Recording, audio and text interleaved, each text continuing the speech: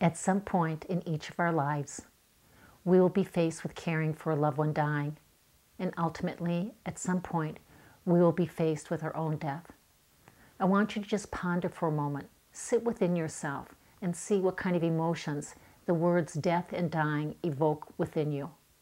Because if you're like most people, there's a sense of trepidation, there's a sense of fear, there's a sense of anxiety, there's a sense of, oh my God, I don't even want to go near that topic. Just change the subject and let me go somewhere else.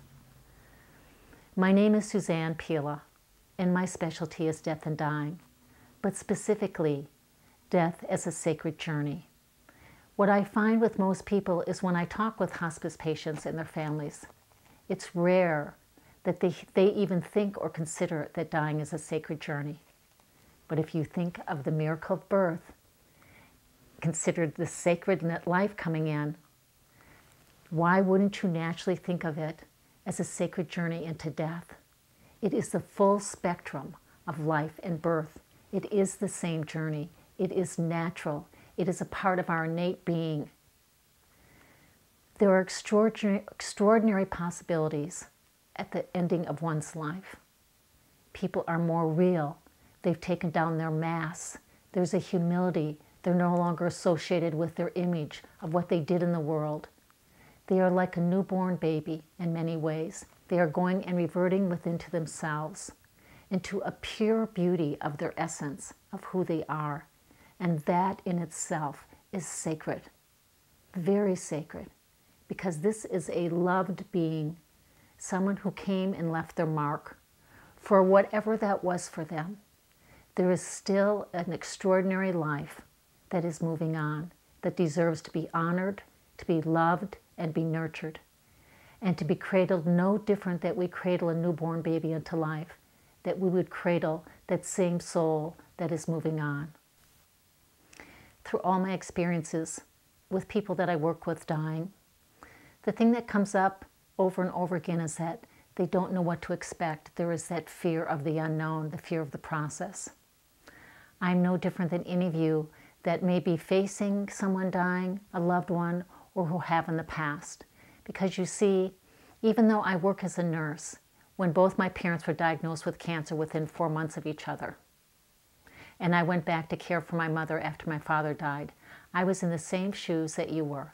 How do you be with someone who's dying? What to expect?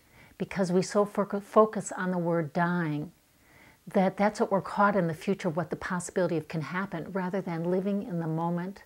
That it's no different when a baby is born, that you live in that moment of each day with them because they're changing, they're growing. They teach you, they lead you the path to take. It is no different with someone dying.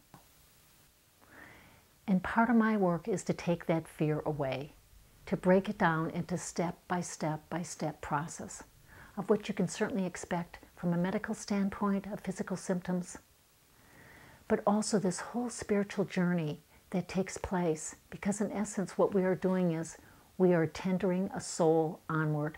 We are sitting with that soul as it's ready to release the physical body. And when people can understand and see that, it helps to take away that fear. It gives them something to hold on to. That death is not an ending. It's just the continuation of a relationship, but just in a different form. Imagine this, that you're standing on one end of the ocean and your loved one is boarding a ship. And we call it dying. And the ship takes off, and at some point you can't see them. And you say, there they go. But someone's on the other side of that ocean waiting for them to say, here she comes, here he comes. They still exist. We just can't see them in that way. I've sat with many a baby at birth, and I've sat with many people dying at the end of their life.